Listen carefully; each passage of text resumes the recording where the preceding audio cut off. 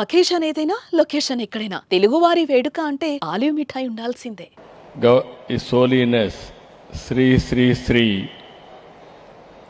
శంకర విజయేంద్ర సరస్వతి గారు, doctor RV రమణి గారు, founder chairman of Shankara eye hospital, chairman Shankara I foundation USA Muralikrishna గారు, గౌరవనీయులు గౌరవ పార్లమెంట్ సభ్యులు కేంద్ర మంత్రివర్యులు పెమ్మసాని చంద్రశేఖర్ గారు, స్థానిక శాసనసభ్యులు Narendra Kumar garu, steering council chairman member Janakiram garu, director medical doctor JK Reddy garu, IIT Madras director Kamakoti గారు, ఈరోజు ఈ పవిత్రమైన కార్యక్రమానికి చేసినటువంటి సోదరి సోదరుమణులందరికీ, పెద్ద ఎత్తున అమెరికా నుంచి ఈ ప్రాంతమంతా కూడా దాతలు వచ్చారు. అలాంటి దాతలందరికీ మనస్ఫూర్తిగా అభినందనలు, శుభాభినందనలు. ఇక్కడ పవిత్ర సేవకు అంకితమైనటువంటి సిబ్బందికి కూడా నా నమస్కారాలు. ధర్మం, న్యాయం, సేవ మూల సిద్ధాంతాలుగా కంచి పీఠాన్ని జగద్గురువు శ్రీ ఆదిశంకరాచార్యులు తమిళనాడులో స్థాపించారు. నాటి నుంచి నేటి వరకు హిందూ ధర్మ పరిరక్షణకు కృషి చేస్తుంది ఈ సంస్థ. అన్య మతాల నుంచి హిందూ మతానికి ముప్పు వాటిల్లిన సమయంలో సదాశివుడి రూపమైన ఆదిశంకరాచార్య భూలోకంలో జన్మించారని భక్తుల నమ్మకం, విశ్వాసం. ఆ విశ్వాసమే ఈ విజయానికి కారణమైందని చెప్పి కూడా నేను మీకు తెలియజేస్తున్నా. కర్ణాటకలోని శృంగేరి శారదాపీఠం, గుజరాత్లో ద్వారకాపీఠం, ఒరిస్సా పూరిలో గోవర్ధన పీఠం, ఉత్తరాఖండ్ బద్రీనాథ్లో జ్యోతిర్మయ పీఠం మఠం, ఇలా దేశంలో 4 దిక్కుల 4 పీఠాలను స్థాపించారు. 4 వేదాలు వ్యాప్తి చెందేలా చేశారు. హిందూ ధర్మాన్ని తిరిగి బలమైన శక్తిగా మలిచారు. హిందూ ధర్మ పరిరక్షణకు ప్రస్థానం సాగిస్తున్న కంచిపీఠం మహోన్నతంగా ఎదుగుతూ వచ్చింది. ధర్మం, జ్ఞానం, సేవకు మారుపేరుగా కంచిమఠం నిలిచింది. ఇప్పుడే మాట్లాడుతూ చెప్పారు, మానవ సేవే మాధవ సేవ అని నమ్మింది. కాబట్టి కంచిపీఠం దేశవ్యాప్తంగా కంటి ఆసుపత్రులు స్థాపించి పేదలకు ఉచితంగా వైద్య సేవలు అందిస్తుంది. ఇక్కడుండే శంకర హై హాస్పిటల్లో ఈరోజు సూపర్ స్పెషాలిటీ కేంద్రాన్ని స్వామీజీ సమక్షంలో నేను ప్రారంభించడం నా అదృష్టంగా భావిస్తున్నా. ఈరోజు మీరు ఒక్కసారి చూస్తే సామాన్యులకు సైతం నేత్ర చికిత్సలు అందుబాటులో తెచ్చిన శంకర హై హాస్పిటల్ 1977లో ఈ సేవా కార్యక్రమాన్ని, ఉద్యమాన్ని ప్రారంభించింది. ఇప్పుడే రమణి గారు చెప్పారు, తొందరలోనే 50 సంవత్సరాల ఉత్సవాలు జరుపుకుంటున్నాం. తప్పకుండా ఆ ఉత్సవానికి నేను హాజరవుతానని చెప్పి కూడా మరొకసారి విజ్ఞప్తి చేస్తున్నా. 5 దశాబ్దాలు దేశవ్యాప్తంగా 10 రాష్ట్రాల్లో 14 ఐ హాస్పిటల్ నిర్వహిస్తుంది.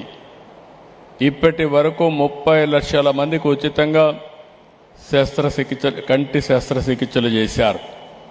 70 లక్షల మంది చిన్నారులకు కంటి పరీక్షలు చేయడం ఇది ఒక అసాధారణమైన కార్యక్రమం.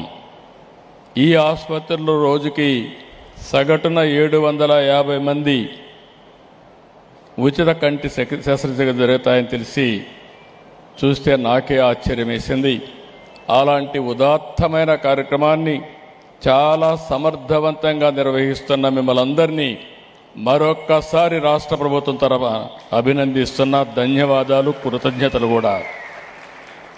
1986లో శంకర హాస్పిటల్ దగ్గర కేవలం 14 మంది సిబ్బంది.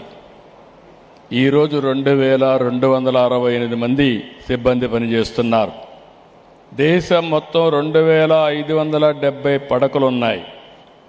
భారతదేశంలోనే కాకుండా నేపాల్, కంబోడియా, నైజీరియా వంటి దేశాల్లో కూడా ఈ హాస్పిటల్స్ ఉన్నాయి. ఇంకొక పక్క మిమ్మల్ని అందరినీ చూస్తే ఇప్పుడే నాకు మ్యాప్ చూపించారు. దేశం అంతా ఉన్నాయి, ఇంకా కొన్ని ప్రాంతాల్లో లేవు. తప్పకుండా నాకు ఏమాత్రం కూడా అనుమానం లేదు. ఇక్కడే మురళీ కృష్ణమూర్తి గారు chairman Shankara I foundation USA ఉన్నారు. వాళ్ళకు దాతల కొరత లేదు. కామకోటి ఒక్కసారి కంచి పీఠంగాని పిలిపిస్తే మొత్తం దేశమే కాకుండా పక్క ప్రాంతాలకు కూడా బ్రహ్మాండమైన సేవలు అందించే దాతృత్వం, శక్తి ఈ పీఠానికి ఉందని చెప్పి కూడా మరొక్కసారి మీకు తెలియజేస్తున్నా. దేశంలో అనేక పీఠాలున్నాయి, ఎన్నో సేవలు అందిస్తున్నాయి. వాళ్ళందరికీ కూడా ఆదర్శవంతంగా ఈ కంచె ఉండడం మన అదృష్టం అని చెప్పి కూడా నేను మీకు తెలియజేస్తున్నా.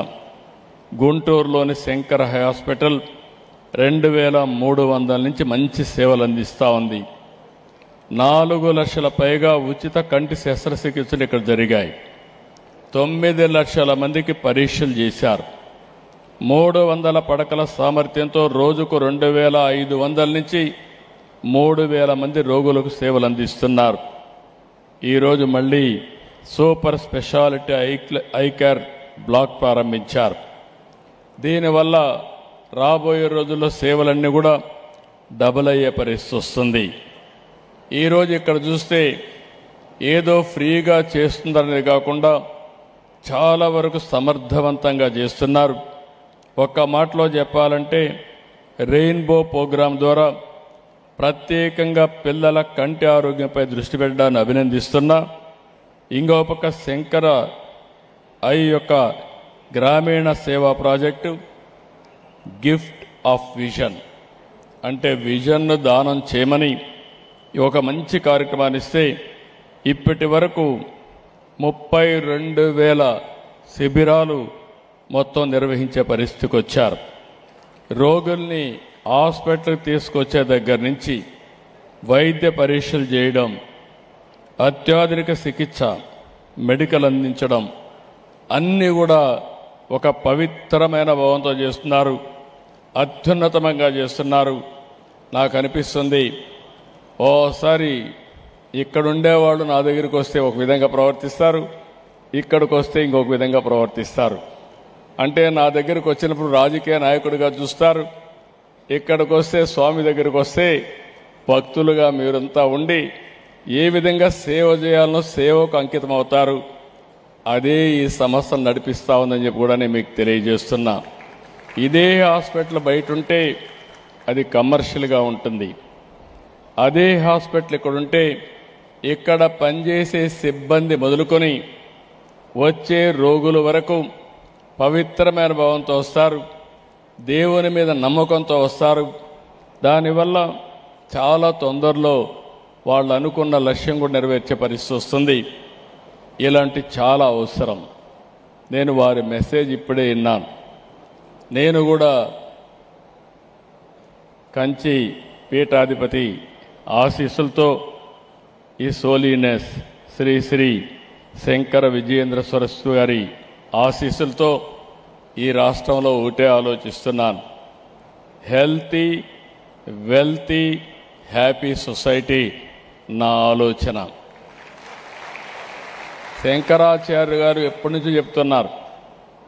5 గుణాలు వారు చెప్పారు.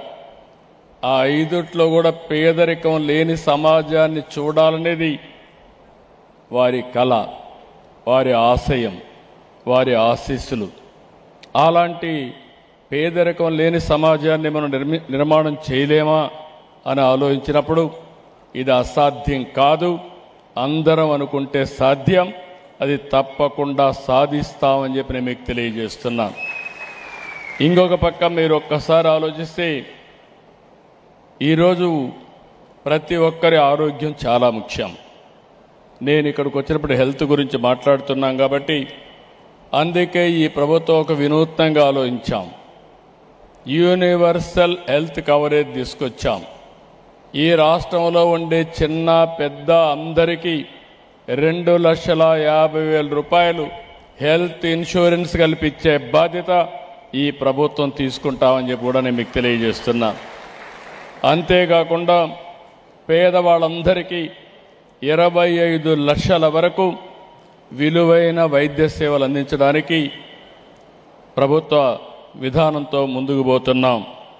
ఇంకొక పక్క మీరు ఒక్కసారి చూస్తే ఒక మంచి ప్రాజెక్టుని తీసుకొచ్చాం, సంజీవని. అంటే నా ఆలోచన ఒకటే, శంకరాయ హాస్పిటల్ ఏ విధంగా అయితే ఆర్టిఫిషియల్ ఇంటెలిజెన్స్ ఉపయోగించి మెరుగైన సేవలు రోగులకు అందిస్తున్నారో, నేను కూడా ఆలోచించేది ప్రపంచంలో ఎక్కడ ఆరోగ్యానికి సంబంధించిన నాలెడ్జ్ ఉంటే అది రోగి ఇంటి దగ్గరనే అతనికి ట్రీట్మెంట్ ఇప్పించే విధంగా ఈ సంజీవని ప్రాజెక్టు పనిచేయబోతుందని చెప్పి కూడా నేను మీకు తెలియజేస్తున్నా.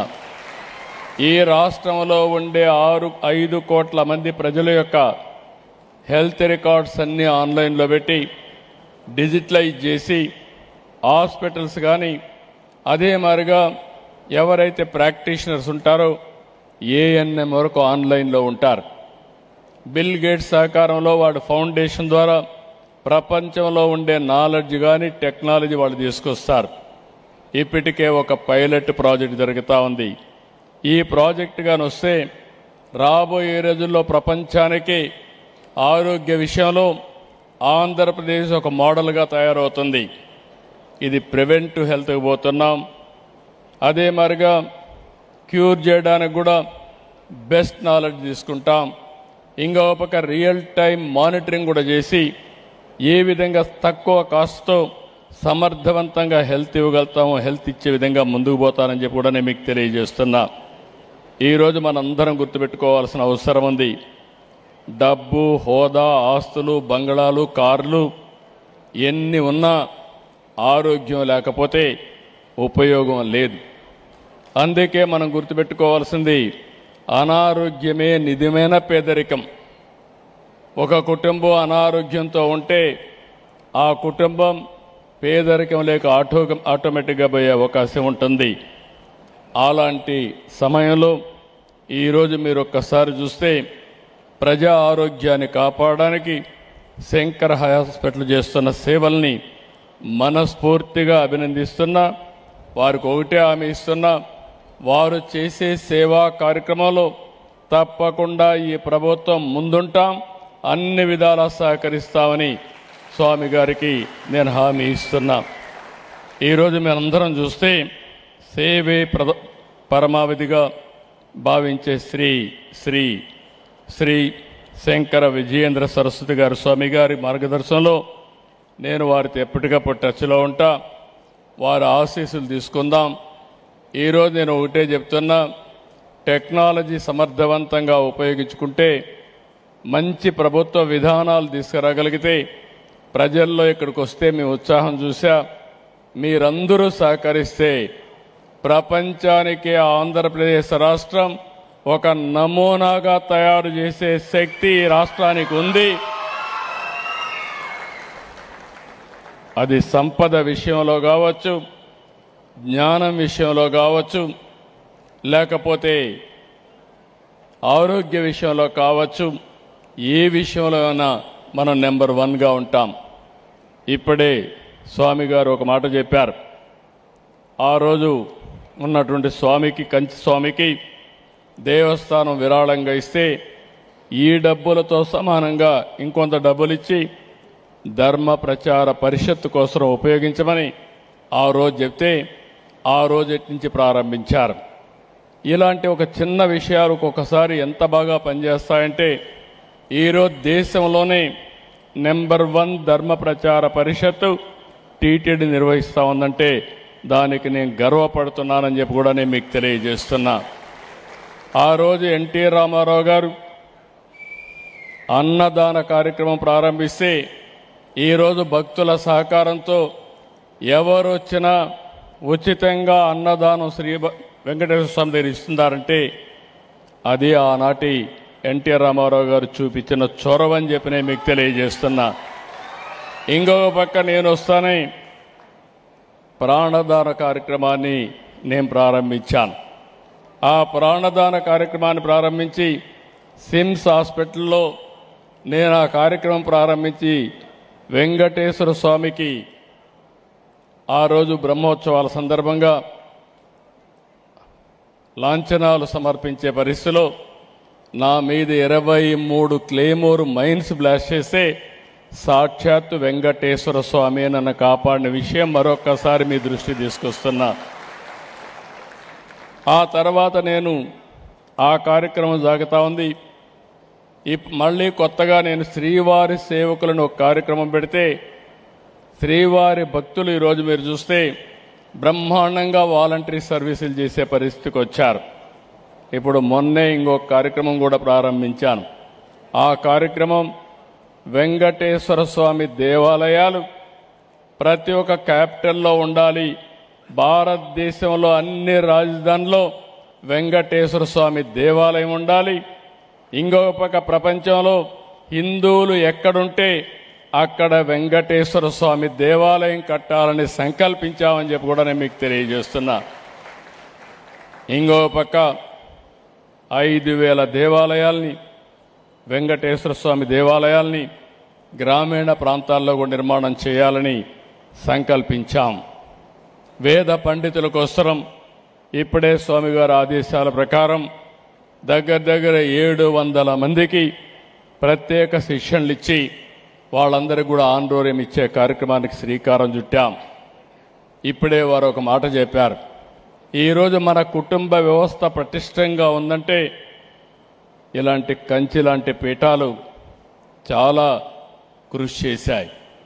ఈరోజు ఒకే మాట చెప్తున్నాను, ప్రపంచంలో ఏ దేశానికైనా వెళ్ళండి, ఏ దేశంలో లేని కుటుంబ విలువలుండే ఏకైక దేశం భారతదేశం అని చెప్పి మరొక్కసారి మీకు విజ్ఞప్తి చేస్తున్నా. అది అమెరికాకి వెళ్ళండి, ఆస్ట్రేలియాకి వెళ్ళండి, ఆఫ్రికాకి వెళ్ళండి, లేకుంటే యూరోప్కి వెళ్ళండి, ఏ దేశంలో ఎలాంటి కుటుంబ వ్యవస్థలు లేవు. అలాంటి కుటుంబ వ్యవస్థ వారసత్వంగా వచ్చిందంటే దానికి కారణం ఆ రోజు ఏదైతే శంకరాచార్య గారు ఒక విలువల్ని ప్రమోటింగ్ చేశారో అక్కడి నుంచి ఎన్నో మంది ట్రస్టులు కానీ దేవాలయాలు కానీ చేశారు. దాని ప్రభావమే ఈరోజు భారతదేశ కుటుంబ వ్యవస్థ అని చెప్పి నేను మీకు తెలియజేసుకుంటూ ఒక మంచి సమయం, చాలా సంతోషం. ఈరోజు ఎన్ని హాస్పిటల్స్ కట్టినా ఓసారి ఇలాంటి సంస్థలు చాలా అవసరం. మనకు హాస్పిటల్లో ట్రీట్మెంట్ ఇస్తారు కానీ మానసిక ఆనందాన్ని లేకుంటే మానసిక వికాసాన్ని కల్పించే ఏకైక సంస్థలు ఈ యొక్క స్పిరిచువల్ రిలీజియస్ సెంటర్స్ అని చెప్పి కూడా నేను మీకు తెలియజేస్తున్నా. ఈ సంస్థలు లేకపోతే మనకందరికి ఇంకా పిచ్చి పట్టేది, ఇంకా చాలా మెంటల్ హాస్పిటల్ కట్టేవాళ్ళు. అందుకే ఏదైనా సమస్య వస్తే ఎవరైనా దేవుడి మీద భారం వేస్తాం. ఆ భారం వేసి అక్కడి నుంచి మానవ ధర్మాన్ని మనం పాటిస్తే ఆటోమేటిక్గా సమస్య పరిష్కారం అవుతుంది. అదే ఈ ప్రపంచాన్ని నడిపిస్తుంది. ఎంత పెద్ద శాస్త్రవేత్తలైనా కడాన దేవునిపైన భారం వేస్తున్నారు తప్ప ఇంకోటి కాదు. ఇక్కడ కామకోటిని చూశాను, IIT Chennai director, IIT Madras director, one of the best institute in India, టెక్నాలజీలో ఆయన ఎక్స్పర్ట్. కానీ ఇక్కడ మాత్రం ఈ ధర్మాన్ని కాపాడడానికి మాత్రం నిజమైన భక్తుడుగా ఇక్కడుంటాడు. అది విశిష్టత అని చెప్పి మరొక్కసారి మీకు తెలియజేస్తున్నా. అదొక నమ్మకం, అదొక ట్రస్ట్, అదే ఈ ప్రపంచాన్ని నడిపిస్తూ ఉంది. అలాంటి నమ్మకాన్ని కాపాడుతూ వచ్చినటువంటి ఇలాంటివి పూజ్య స్వామీజీలందరినీ మన స్వామిని ముఖ్యంగా నేను అభినందిస్తూ అదే మాదిరిగా నా ధన్యవాదాలు, కృతజ్ఞతలు తెలియజేసుకుంటూ ఈ హాస్పిటల్ విషయంలో మాత్రం మీరు చేసే అన్ని కార్యక్రమాలకి, మంచి కార్యక్రమాలకి నేను పూర్తిగా అండగా ఉంటానని మరొక్కసారి హామీ ఇస్తూ అందరికీ నమస్కారాలు. జై హింద్.